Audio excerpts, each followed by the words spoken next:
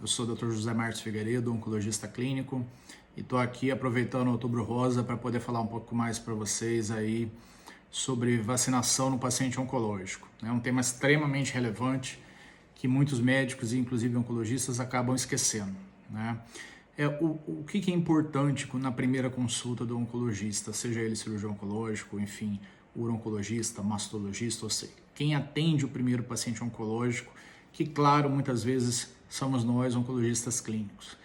Explicar para o paciente que seja qual for o tratamento que ele vai fazer, cirurgia, quimioterapia, radioterapia, imunoterapia, terapia celular, enfim, seja qual for o tratamento ou a sequência de tratamento que será feito ou proposto pela equipe multidisciplinar, o paciente precisa ter o seu calendário vacinal atualizado.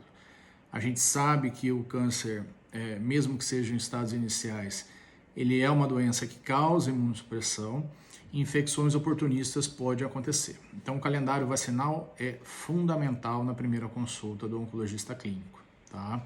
O que a gente precisa saber? Uma série de coisas. Bom, primeiro, comorbidades do paciente. O paciente é hipertenso, o paciente é diabético, o paciente tem alguma doença reumatológica associada, o paciente tem insuficiência renal, o paciente é tabagista.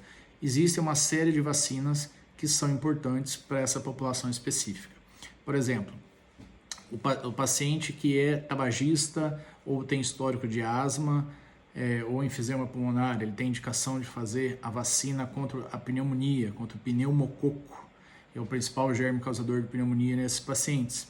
E você tem uma vacina, que é a Prevenar 13, ela não está disponível no Sistema Único de Saúde, salvo nos CRIs, que são situações específicas para o paciente ser encaminhado, associado a uma vacina chamada Pneumo 23. Essa sim tem no Sistema Público de Saúde, mas esse tratamento deve ser sequencial. Primeiro toma-se a Prevenar 13 e depois a Pneumo 23. Por quê? A Prevenar 13 tem no seu capsídeo uma proteína que é mais imunogênica. E essa sequência, os estudos clínicos mostram claramente que ela é melhor no que tange a produção de anticorpos. Então, esse é o primeiro ponto. A vacina da influenza anual, possivelmente agora a vacina do coronavírus também deva ser anual ou bianual. A gente está aguardando os esquemas, mas também vai entrar no calendário vacinal, né? Do paciente adulto e do paciente oncológico. E você tem algumas outras vacinas muito importantes, como a vacina do herpes zoster. Todo paciente acima de 50 anos precisa tomar essa vacina. Por quê? Todos nós aqui praticamente tivemos contato com o varicela zoster, que é o vírus da catapora. E esse vírus ele fica incubado no nosso corpo, basicamente nos gânglios do sistema nervoso central, e quando há uma alteração de imunidade, seja por uma doença oncológica em si, seja por uma depressão, uma ansiedade, enfim, alguma coisa do dia a dia que altera a nossa imunidade, essa doença volta na forma de herpes zoster, o famoso cobreiro. O que é isso? São aquelas lesões de pele extensas que acometem um dermátomo, uma região específica do corpo, causando bolhas que coçam e doem, tá? E ao longo do tempo podem causar uma dor crônica que chama neuropatia pós-herpética, uma dor de difícil controle e que muitas vezes fica refratário o resto da vida do paciente. A vacina, você descobriu que com essa vacina você reduz formas graves, principalmente neuropatia pós-herpética, que é essa dor crônica, e também quadros de encefalopatia herpética, que é uma doença gravíssima quando o vírus acomete o sistema nervoso central, tá?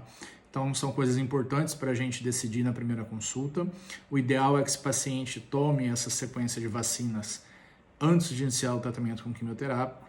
Em não sendo possível, às vezes a gente tem uma emergência e não dá o tempo.